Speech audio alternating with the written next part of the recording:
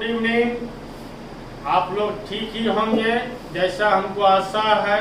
अभी तो लॉकडाउन चल रहा है तो ठीक ही होंगे, घर में बैठे हैं तो ठीक है।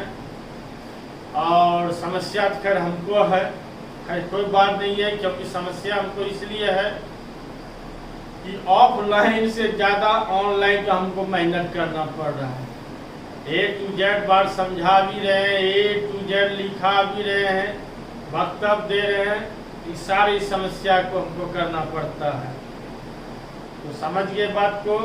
खैर कोई बात नहीं, जो पढ़े हुए हैं जो नहीं पढ़े हैं उसको तो अमृत का काम करेगा। एक एक पॉइंट निकाल के देखते जाइए, बहुत ही सुनहरा मौका है। और हम कुछ दिन के बाद नया यूनिट स्टार्ट करेंगे, देख लेते हैं। अब यूनिट सेकेंड के बाद नेक्स्ट यूनिट हम स्टार्ट करेंगे, बहुत जल्द स्टार्ट करेंगे कुछ दिन के बाद। इसलिए आप लोग भी रेडी रहे। हम यूट्यूब चैनल के माध्यम से जानकारी आपको हम दे रहे हैं। डेली आप निकाल के वीडियो देखते जाएं कि जी हम नेक्स्ट यूनिट स्टार्ट कर देंगे, कहना मुश्किल है, ये हम भी नहीं जानते हैं।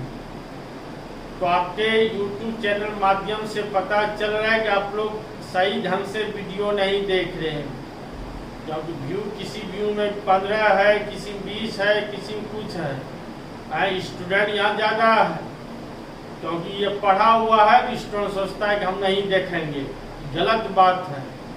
पढ़ा हुआ है तो आपको कॉपी में है, यहाँ किसी का कॉपी यहाँ छूट गया है।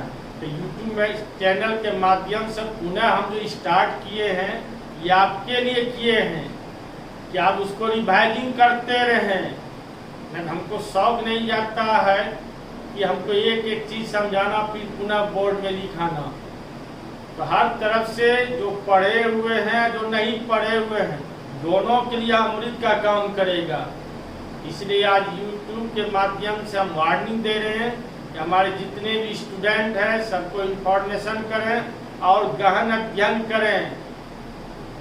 सब बात समझिए। अब हम आपको मालूम है कि हम पढ़ाई ज़्यादा ध्यान देते हैं, तो अब हम स्टार्ट करेंगे आज DNA फिंगर प्रिंटिंग। यह मस्ट VVI है, ISC का एग्जाम या रनिंग पीरियड में दौड़ते रहता है। शॉर्ट क्वेश्चन में भी, लॉन्ग तो फिर कभी कभार पूछता है, शॉर्ट में ज़्यादा पूछता है। तो DNA फिंगर प्रिंटिंग हेडिंग पहले लिख देते हैं, आप लोग भी लिखें, जिसने नहीं पढ़ा है वह लिखे DNA finger printing. DNA finger printing.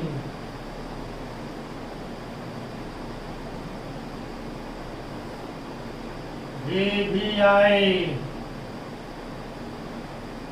DNA finger printing वो पार्ट भी चलाई जाएगा। फर्स्ट पार्ट आज पढ़ा रहे हैं, और पहले तो इसका डिस्कवरी होगा। और डिस्कवरी का मतलब तो आपको मालूम है ही, खोज होता है। खोज A to Z बाद हम लिख रहे हैं, तो आपको समझना है। गौर से ध्यान से सुनिए और चिंतन कीजिए, मेमोरी पावर इसको लोड लीजिए, पहले समझिए ध्यान से। DNA finger printing, DNA fingerprint क्या खोज किया किसने? जेफ्रेस एटेल साइंटिस्ट ने। जेफ्रेस एटेल साइंटिस्ट ने किया 1985 ईस्वी में। इसको कानूनी मान्यता दिया गया 1986 ईस्वी को, इसको कानून का रूप दिया गया। इसने खोजा जेफ्रेस एटेल ने। तोड़ तोड़ के पॉइंट नोट कीजिए, कितने ईस्वी को? 1985। कानून का रूप कब दिया गया? एक साल के बाद 1986 ईस्वी को दिया गया। इसका यूज सबसे पहले चाइना कंट्री में हुआ, चीन देश में हुआ इसका यूज सबसे पहले। प्रत्येक मनुष्य में ये हाथ की रेखा जो है, ध्यान से देखिए, प्रत्येक मनुष्य में हाथ की रेखाएं अलग अलग होती हैं। जितने भी ह्यूमन है सबका हाथ की रेखा प्रायः अलग अलग होता है। हाथ की रेखा पॉइंट इज नोटेड, हाथ की रेखा प्रोटीन का बना होता है। इसकी बनी होती है हाथ की रेखाएं, प्रोटीन का बना होता है। पॉइंट निकलते जा रहा ऑब्जेक्टिव में। हाथ की रेखा को प्लास्टिक सर्जरी के द्वारा चेंज किया जा सकता है। प्लास्टिक सर्जरी के द्वारा, प्लास्टिक सर्जरी होता है, फेस वगैरह सब चेंज किया जाता है, बहुत महंगा है। तो प्लास्टिक सर्जरी के द्वारा चेंज किया जा सकता है, लेकिन डीएनए फिंगरप्रिंट को कभी भी चेंज नहीं किया जा सकता है। प्रत्येक मनुष्य में डीएनए फिंगरप्रिंट अलग अलग होती है, एक जैसा नहीं होता। प्रायः सबका प्रिंट अलग अलग होता है। डीएनए फिंगरप्रिंट का यूज खतरनाक से खतरनाक जौन भाषा यूज कर सकते हैं, या खूंखार से खूंखार अपराधी या सातिर से सातिर अपराधियों का पहचान करने में किया जाता है। इसका यूज खतरनाक से खतरनाक अपराधियों का पहचान करने में किया जाता है।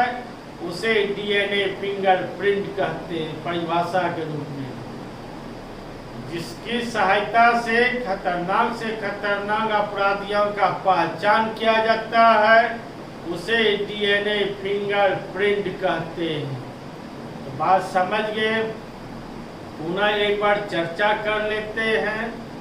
इसकी खोज किसने किया? जेफ्रे एटेल साइंटिस्ट ने। कितना ईस्वी में? 1985 में।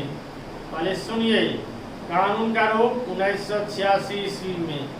इसका यूज किस देश में हुआ? चाइना कंट्री में। इसका यूज खतरनाक से खतरनाक अपराधियों का पहचान करने में किया जाता है। प्रत्येक मनुष्य में हाथ की रेखाएं अलग अलग होती है। हाथ की रेखा प्रोटीन का बना होता है। हाथ की रेखाएं को प्लास्टिक सर्जरी के द्वारा चेंज किया जा सकता है, लेकिन डीएनए फिंगरप्रिंट को कभी भी चेंज नहीं किया जा सकता है। प्रत्येक मनुष्य में डीएनए फिंगरप्रिंट प्रायः अलग अलग होती है। यहाँ तक समझने के बाद अब इसका आपको समझना है सोर्स। सोर्स में होता है स्रोत। स्रोत इन कैसे कैसे मिलेगा डीएनए, पहले यहाँ तक आप लिखेंगे और समझा भी देंगे, तब आपको आगे और समझाएंगे। डिस्कवरी। कॉपी कलम रेडी रखें, तैयार हो जाएं, लिखें।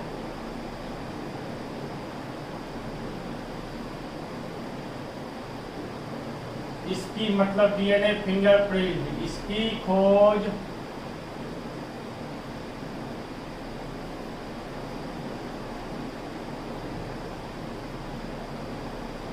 जेफ्रे एटेल साइंटिस्ट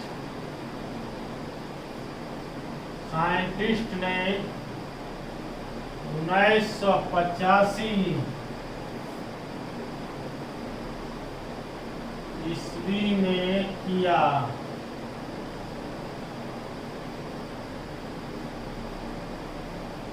इसको कानूनी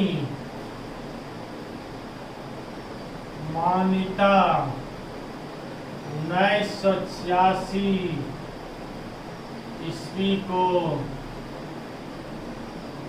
दिया गया।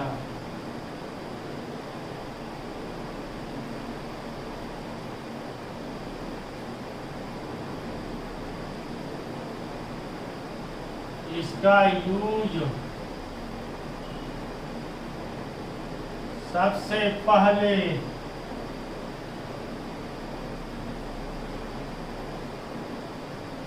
चाइना कंट्री में हुआ।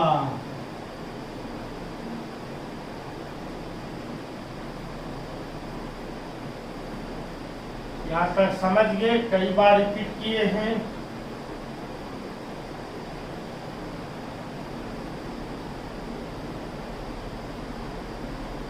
इसका यूज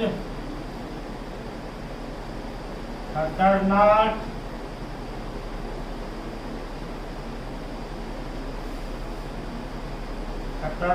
से खतरनाक दोनों भाषा यूज कर सकते हैं, या सातिर से सातिर या खूंखार से खूंखार। इसका यूज खतरनाक से खतरनाक अपराधियों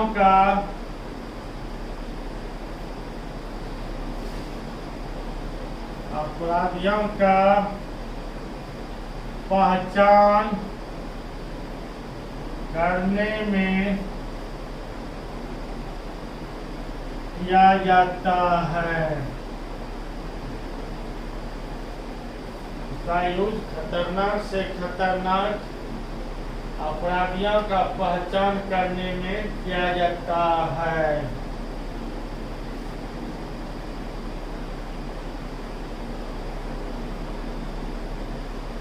प्रत्येक मनुष्य में हाथ की रेखाएं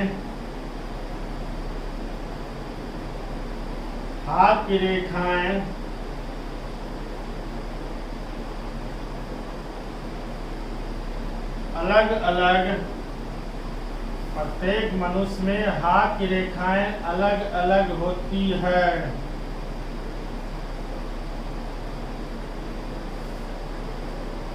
हाथ की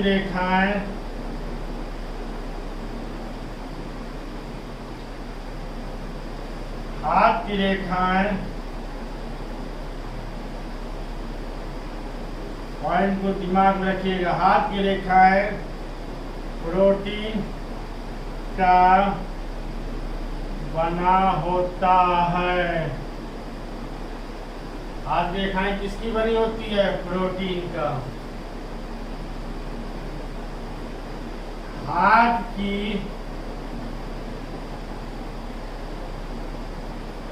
हाथ की रेखाएं को प्लास्टिक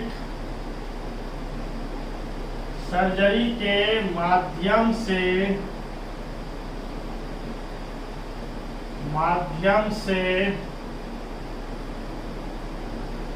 चेंज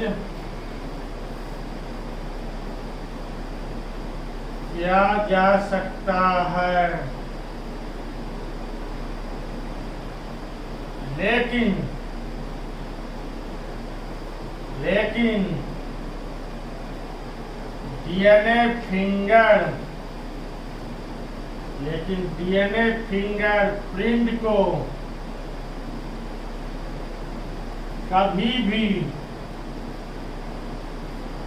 डीएनए फिंगरप्रिंट को कभी भी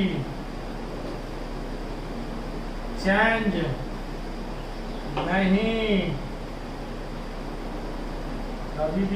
नहीं किया जा सकता है।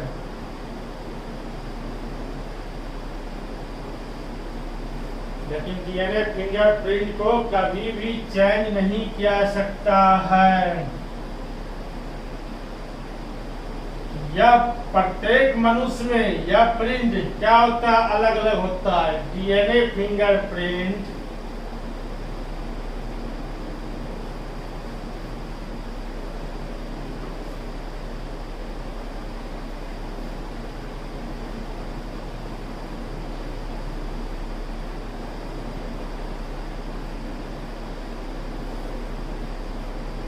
प्रत्येक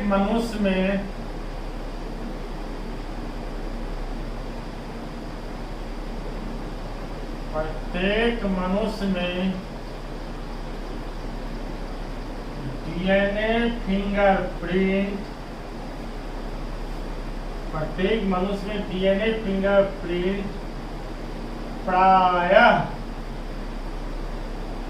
अलग अलग होती है।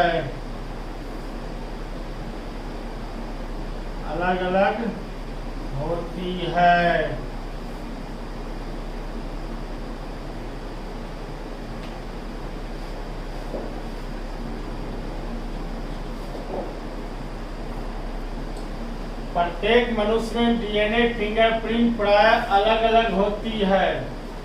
यहाँ तक समझा दिए। अब इसका आप सोर्स बताएंगे कि डीएनए कहाँ कहाँ से मिलता है। अब इसके बारे में हम चर्चा करेंगे। नेक्स्ट वीडियो आप निकाल के देखेंगे, उसमें ही आपको जानकारी होगा, यानी डीएनए फिंगरप्रिंट का पार्ट 2 निकाल के देखेंगे। इतनी मेहनत कर रहे हैं तो आप समझिए बात को, अंत में क्या करना है। Thank you.